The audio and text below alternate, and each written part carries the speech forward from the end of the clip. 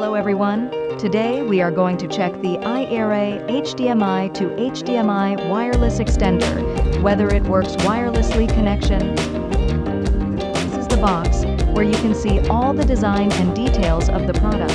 In the box you will get one receiver, one transmitter, one carry pouch, user manual, and one SIM ejector tool. This is a wireless HDMI extender, so you don't have to worry about always connect a wire from monitor to your device. You can connect any device wirelessly with 50 meters transmission distance. It's very easy to use this product.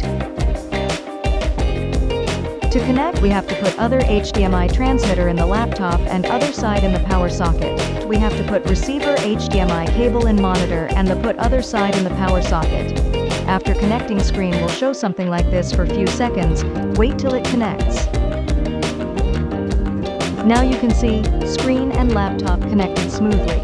Easily mirror whatever shows in laptop. Ideal for video watching, gameplay and idea sharing. You can watch videos, share screen and many more. It's perfect for home entertainment, meeting,